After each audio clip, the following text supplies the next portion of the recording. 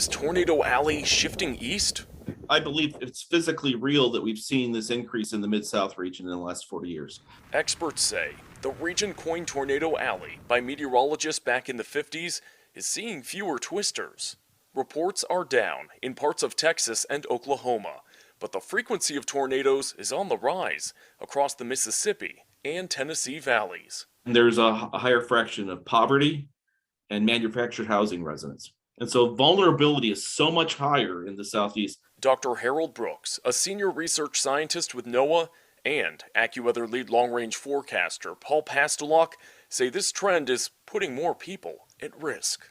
Farther east, where there's bigger populations, more people seeing things, social media catching more of these tornadoes on camera. Tornadoes in the southeast are often rain-wrapped or touched down after dark. And with the addition of more trees, visibility is a lot worse, which makes collecting information about the tornadoes harder. Pastelok says warmer waters in the Gulf of Mexico and drought in the southwest are likely big factors. There's been a long-term drought going on across the southwest.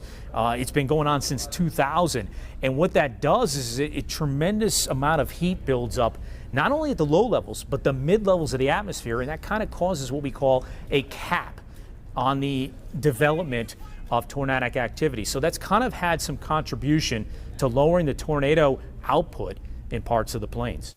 AccuWeather's analysis of reports dating back to 1950 found that May 25th is the statistical peak of tornado season. There's often a slight bump in September linked to tropical activity, followed by the second severe weather season that arrives in November. Colder air coming in from the north during the mid part of the fall season, with still a lot of warmth built up in the south. And in addition, we've seen also tropical season kind of hanging on a little longer.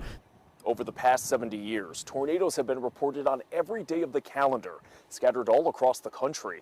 Experts say the tornado trend could shift again in the future, and that everyone needs to be prepared for the threat of severe weather. For AccuWeather, I'm Bill Waddell.